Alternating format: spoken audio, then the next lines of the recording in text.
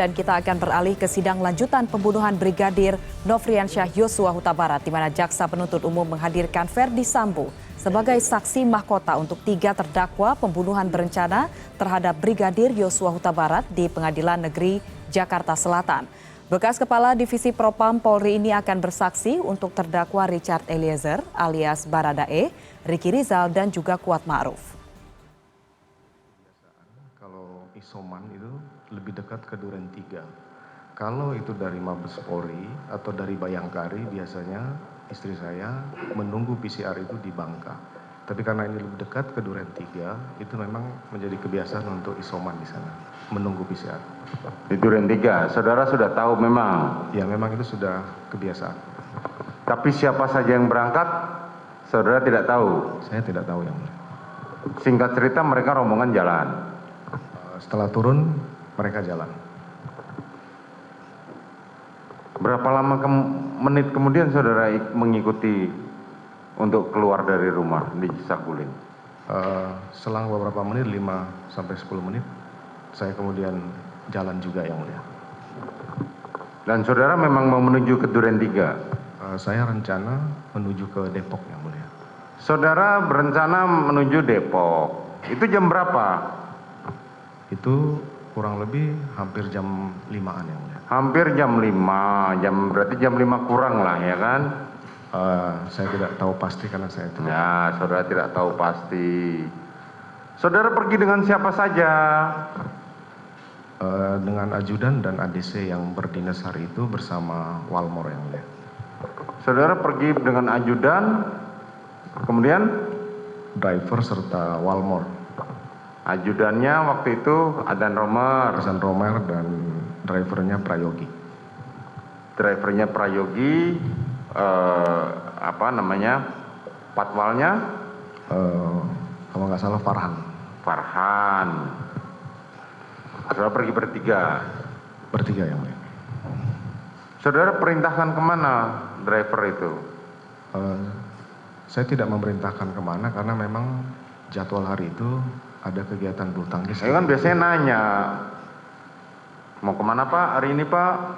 Mereka sudah tahu jadwalnya yang mulia untuk berangkat ke Depok. Oke, kemudian? Kemudian saya berangkatlah menuju Depok.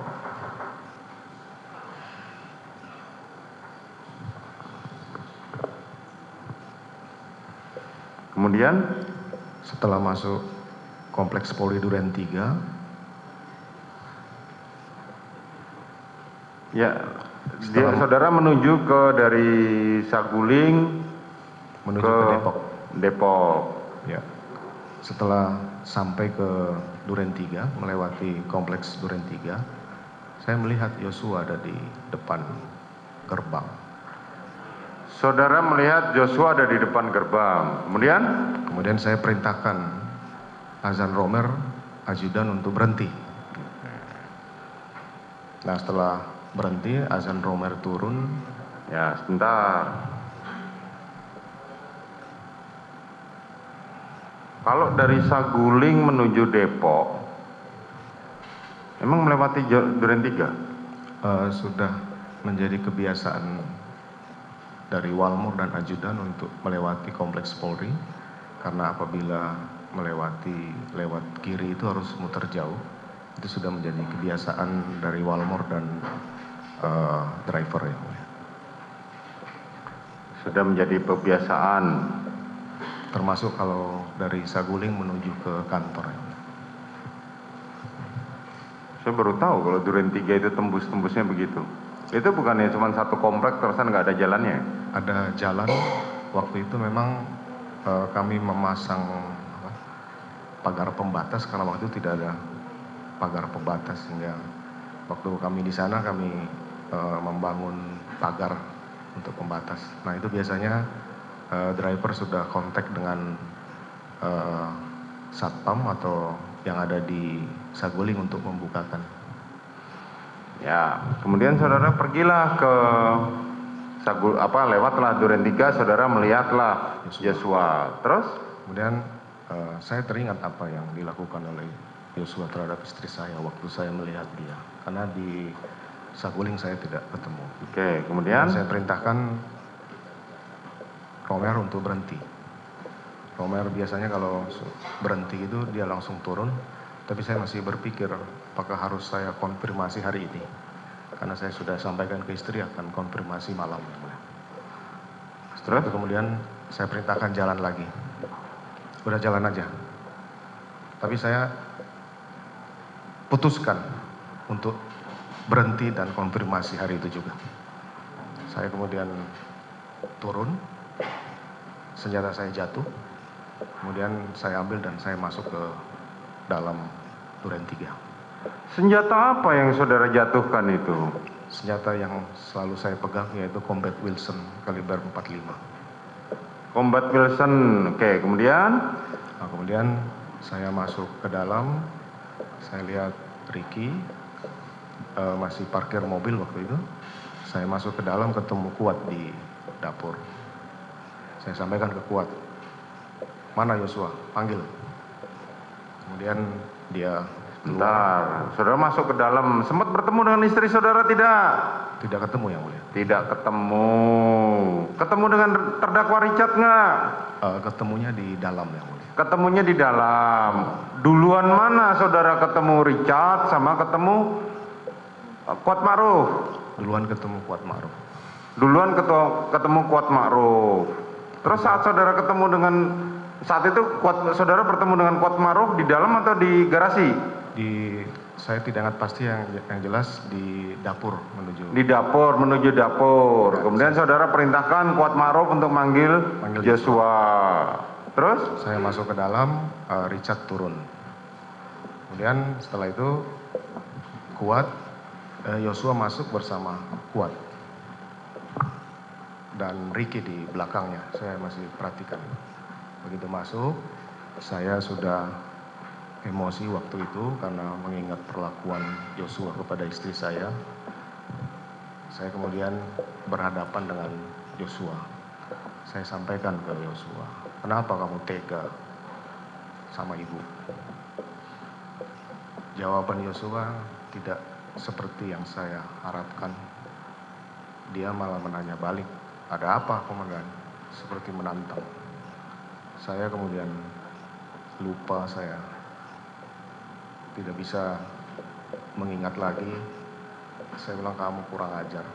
Saya perintahkan Richard untuk hajar, Cat. Bagaimana cara saudara memerintahkan Richard? Hajar, Cat. Kamu hajar, Cat. Kemudian ditembaklah Joshua sambil maju sampai roboh yang mulia. Itu kejadian cepat sekali. Tidak sampai sekian detik karena cepat sekali penembakan itu. Kemudian? Saya kaget, kemudian saya sampaikan, stop, berhenti. Begitu melihat Joshua jatuh, kemudian sudah ada berlumuran darah, saya jadi panik yang mulia. Saya tidak tahu bagaimana harus menyelesaikan penembakan ini yang mulia. Terus? Kemudian saya berpikir dengan pengalaman saya yang paling memungkinkan bahwa peristiwa penembakan ini ada tembak-menembak yang mulia. Akhirnya kemudian saya melihat ada senjata Joshua di pinggang, saya kemudian mengambil dan mengarahkan tembakan ke dinding yang mulia. Pinggang siapa? Pinggang Joshua yang mulia. Pinggang Joshua, oke. Kemudian? Nah, kemudian setelah itu saya juga melihat bahwa ini harus ada bekas tembakan dari Joshua. Kemudian saya mengambillah tangan Joshua, kemudian menggenggam senjata milik Joshua dan menembakkan ke lemari sebelah atas.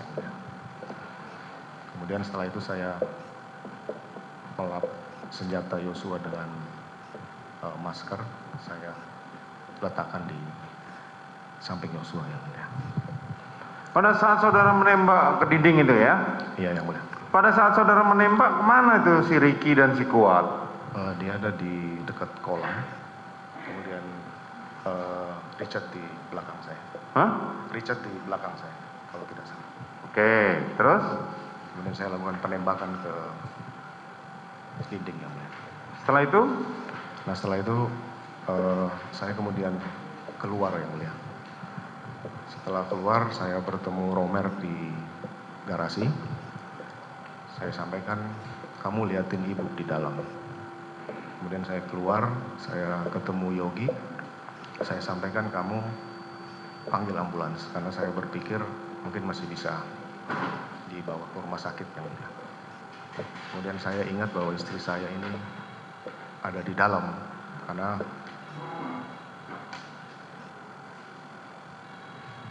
bisa dimatikan saudara jaksa penuntut umum? Ini ruang sidang saudara jaksa penuntut umum. Tolong keluar. Bawa keluar handphonenya.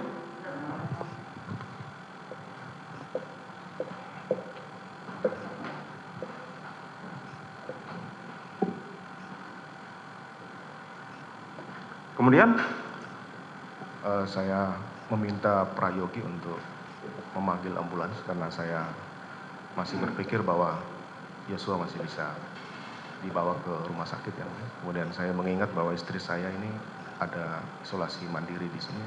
apa? Istri saudara? Istri saudara tadi pamit untuk isolasi mandiri. Nah, saya kemudian masuk ke kamar menemukan istri saya sudah menangis duduk di tempat tidur. Istri saya bertanya, ada apa Pak? Udah kamu diam aja, kita ke Saguling. Saya kemudian membawa istri saya ke Saguling dan saya coba untuk tidak melihat peristiwa itu karena saya lihat ada Yosua di situ dan cukup berantakan di lokasi karena tembakan ke keramik dan tembok itu yang mulia. Saya kemudian membawa keluar, saya ketemu dengan Ricky, saya perintahkan, Ricky kamu amankan ibu ke Saguling. Saya kemudian masuk ke dalam, memanggil Richard untuk menyampaikan bahwa saya akan bertanggung jawab, Chad. Yang penting kamu sampaikan bahwa ini peristiwa tembak-menembak. Saya akan bela kamu karena ini peristiwa saya harus bertanggung jawab. Kemudian saya sampaikan kamu harus menceritakan bahwa ibu minta tolong. Kemudian kamu turun dari tangga dan kamu menegur Yosua, Yosua nembak kamu dan kemudian kamu melakukan penembakan. Setelah itu saya keluar karena dalam benak saya waktu itu bahwa cerita yang saya bangun ini adalah peristiwa tembak menembak antar anggota. Maka saya yang pertama saya hubungi Karo Provos yang mulia. Saya sampaikan, Bang, tolong ke rumah saya ada tembak menembak. Setelah itu saya hubungi Karo Paminal, Brigjen Hendra juga meminta ke TKP dan saya juga menghubungi salah satu kasubdit di Bareskrim untuk bisa datang ke TKP. Itu cerita saudara. Iya yang mulia. Kapan saudara cerita ke Ricky mengenai skenario itu? Saya hari itu di saat kejadian tidak bertemu Ricky yang mulia karena pada saat Ricky mengantar istri saya, Ricky saya tidak ketemu. Nah makanya setelah kejadian itu, setelah saya telepon Bareskrim, hubungi Kasat Serse, kemudian dilakukanlah olah TKP, sampai dengan pengantaran jenazah, saya kemudian ingat bahwa Ricky dan Kuat melihat peristiwa ini yang mulia. Akhirnya kemudian saya berangkat ke Biro Propos karena saya sudah perintahkan untuk mereka bertiga dibawa ke Propos untuk dilakukan pemeriksaan. Saya menjelaskan itu di lantai 3 Biro Propos dengan memanggil 2 terdakwa ini karena di TKP saya belum bisa mengarahkan yang bersangkutan harus cerita apa yang mulia. Karena pemeriksaan harusnya sih sudah dimulai. Jadi saudara bercerita pada Ricky dan Kuat mengenai skenario tadi kapan? Pada saat di Biro Propos yang mulia. Pada saat di Biro Provos. Terus kepentingan pada akhirnya kan saudara berlalu tuh ya? Ya. Saya langsung aja, itu Ya. tanggal 10 saudara